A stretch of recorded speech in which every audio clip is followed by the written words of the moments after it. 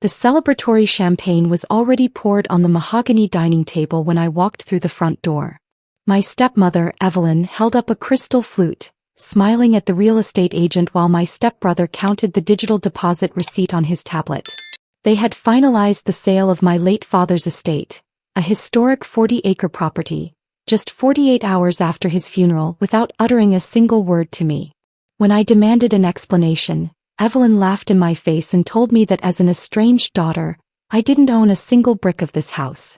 But before the buyer's pen could touch the final deed transfer, heavy footsteps echoed from the foyer.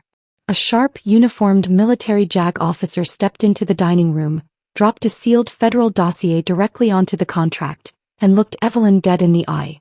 "Step away from that table. You don't own this land, and attempting to sell it is a federal crime. My name is Clara Harrison. I am 32 years old, an architectural engineer by trade, and the only daughter of Colonel Arthur Harrison. For over 3 decades, my father taught me that a structure is only as strong as the integrity of its foundation. He spent 30 years serving this country with distinction, commanding respect wherever he walked. But 48 hours after laying him to rest with full military honors at Arlington, I returned to our family estate in Virginia to find that the foundation he spent a lifetime building was being torn apart from the inside.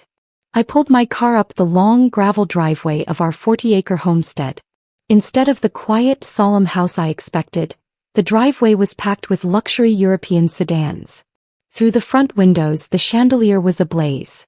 I pushed open the heavy oak doors, stepping into the foyer, and the sound of clinking crystal and boisterous laughter hit me like a physical blow. In the formal dining room, my stepmother, Evelyn, was holding court. Dressed in designer black that looked more like cocktail attire than morning clothes, she stood beside her 28-year-old son, Julian. Sitting across from them was Marcus Sterling, a notorious commercial developer known for leveling historic properties into strip malls, along with a private notary public. On the mahogany dining table sat a mountain of paperwork, a signed closing packet, and an open bottle of vintage Dom Perignon. "What is the meaning of this?" My voice cut through the room, steady and cold. Evelyn didn't even flinch. She took a slow sip of champagne and offered a thin, venomous smile. "Ah, Clara. Perfect timing. We're just finalizing the sale. $1.8 million cash closing. The developers take possession tomorrow morning." "You can't sell this property," I said, stepping up to the table, my fists clenched at my sides. "This was my great-grandfather's land. My father built this house with his own hands before you ever met him." Julian scoffed, leaning back in his chair while scrolling through his phone. "Well, sis, things change. Arthur's gone and the deed is in Mom's hands now. You should probably start packing whatever junk you left in the attic before the bulldozers roll in." Evelyn picked up a manila folder and tossed an old, yellowed document across the table. It slid to a halt right in front of me.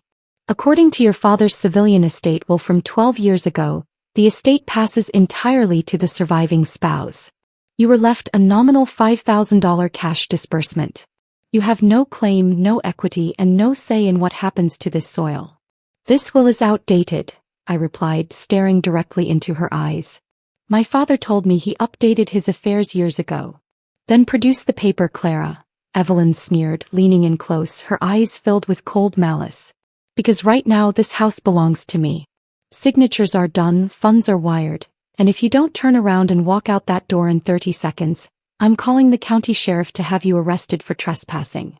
Standing there under the glare of the dining room chandelier, looking at the cruel smirk on Evelyn's face, the past 3 years flashed before my eyes with sickening clarity. Evelyn hadn't just married my father 6 years ago. She had staged a slow, calculated siege on his life. When my father was diagnosed with late-stage pulmonary fibrosis, I was overseas leading defense infrastructure builds in Poland and Germany. Every time I tried to fly home, Evelyn had an excuse ready. "Arthur is sleeping. Arthur is too weak for visitors. The doctors insist on absolute isolation." She played the devoted caregiver to the outside world, but behind closed doors she was systematically siphoning his civilian accounts, replacing his longtime medical staff, and isolating a decorated war hero in his own home. Julian had racked up massive gambling debts in Atlantic City, and Evelyn's lavish lifestyle had drained every penny of liquid cash Arthur had left. Selling this 40-acre estate wasn't about moving on, It was their frantic, desperate cash grab to cover their tracks before anyone audited the accounts. I remembered my last phone call with Dad just 2 weeks before he took his final breath. His voice had been a raspy whisper over the encrypted line, struggling through the oxygen mask, but his mind had been razor-sharp. "Clara, listen to me," he had murmured, coughing weakly. "Evelyn thinks she has every corner turned. She thinks the civilian courts control my life. But the foundation of this house was built on service, Clara. Look into the bedrock when they try to push you out. Remember who I am and remember who holds the final command." At the time, I thought he was speaking in metaphors brought on by medication. Now, watching Julian casually pocket the developer's pen, the pieces began falling into place. "Cat got your tongue, Clara?" Evelyn mocked, pouring herself another glass. "You were always the stubborn one. Always thought you were better than us because of your father's medals. But pride doesn't pay property taxes, and it certainly doesn't override a legal signature." She gestured toward the notary public, who raised a heavy blue stamp to seal the final deed registration. "Stamp the deed, Mr. Vance. Let's get this tragic chapter over with." Julian grinned, raising his glass toward me in a mocking salute. They genuinely believed they had won. They thought 30 years of military discipline could be erased by a cheap, underhanded trick in a suburban dining room. But they had forgotten one crucial detail. My father never walked into an ambush without setting a trap of his own. Before the notary's stamp could touch the paper, the heavy front door swung open with a resounding thud. Firm, rhythmic footsteps echoed across the hardwood floor of the foyer, the distinctive, unmistakable cadence of polished combat boots. The entire room went dead silent. A tall, broad-shouldered man stepped into the dining room archway. He stood over 6 feet tall, dressed in the immaculate razor-sharp Army service uniform of a Judge Advocate General officer. Gold rank insignia gleamed beneath the chandelier, and rows of combat ribbons spanned across his chest. He carried a heavy black leather federal briefcase in his right hand. Evelyn set her champagne glass down with a sharp clatter. "Excuse me? Who authorized you to walk into my home? This is a private closing." The officer didn't look at her. His eyes scanned the room with tactical precision before landing squarely on me. He snapped a crisp, respectful nod. "Ms. Harrison. I apologize for the delay. 95 traffic was congested out of Quantico." Julian stood up from his chair, trying to puff out his chest. "Hey, pal, I don't care if you're coming from the Pentagon. You can't just barge in here. We're in the middle of a legal property transfer. Get lost before I call the cops." "I am Major Thomas Sterling, Senior Legal Counsel with the United States Army Judge Advocate General's Corps," the officer said, his deep voice slicing through the room with absolute authority. "And as of 12 minutes ago, this property transfer is officially terminated." Major Sterling stepped directly up to the table. With deliberate slowness, he popped the brass clasps on his briefcase, pulled out a thick government-sealed dossier bound with red military ribbon, and dropped it right across the purchase agreement, shattering the developer's champagne glass. Marcus Sterling, the commercial developer, flinched backward. "What the hell is this?" "That, gentleman, is a certified copy of the Arthur Harrison Protected Veterans Irrevocable Land Trust," Major Sterling stated coldly, looking directly at Evelyn, whose face was already beginning to drain of color. "Executed 5 years ago under federal military jurisdiction. Every square inch of this 40-acre property was placed into a Department of Defense protected estate. It cannot be sold, mortgaged, transferred, or liquidated by any state probate court, civilian executor, or surviving spouse." Julian stared blankly at the gold seal on the cover. "That's impossible. We hold the state deed."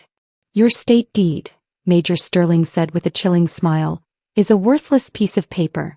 And attempting to execute a fraudulent sale on a federally protected veteran estate carries a mandatory 10-year sentence in federal prison."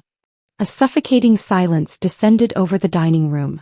Evelyn's hand trembled so violently she knocked over her silver fork, its metallic clang ringing out like a death knell against the porcelain plate. Major Sterling didn't give her a second to breathe. He broke the red wax seal on the federal folder and pulled out a stack of notarized records. Pursuant to Article 136 of the Uniform Code of Military Justice and Title 38 of the Federal Veteran Benefits Protection Act, the Major declared, his voice cutting through the panic, Colonel Arthur Harrison filed a full testamentary update 60 months ago. In it he named his daughter Clara Harrison as the sole trustee, the sole executor and the 100% irrevocable beneficiary of this entire 40-acre estate. No, that's a lie, Julian shouted, slamming his palms on the table. He went senile. He didn't have the mental capacity to sign anything 5 years ago. On the contrary, Mr. Davis, Major Sterling countered coldly, sliding a separate document toward him.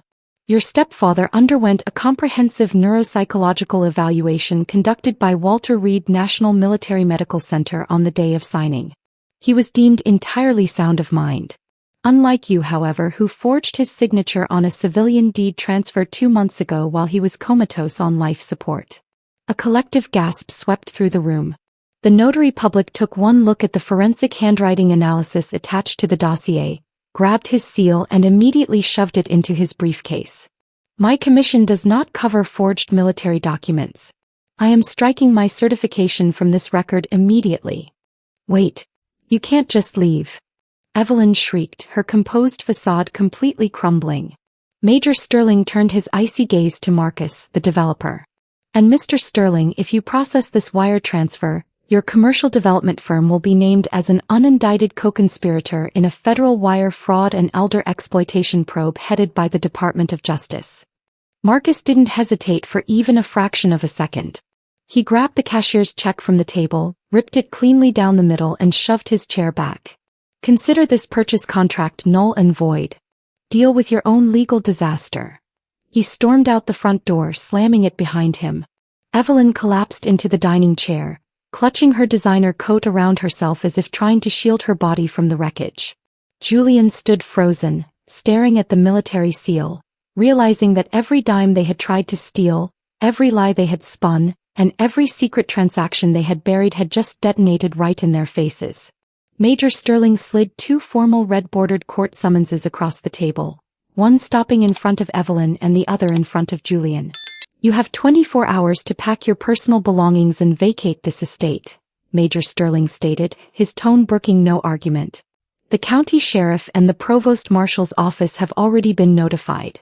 If either of you sets foot on this property after 1200 hours tomorrow, you will be arrested on site for federal criminal trespass.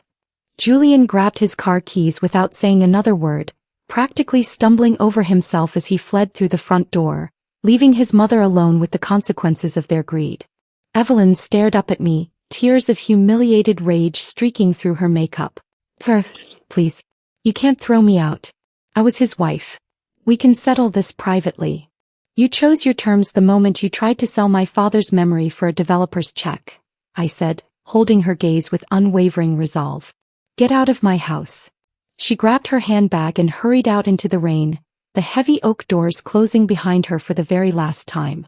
After Major Sterling secured the perimeter and departed for Quantico, I walked through the quiet hallways of the house alone. I made my way to my father's private study, walked behind his walnut desk, and unlocked the reinforced military safe in the wall using his service serial number.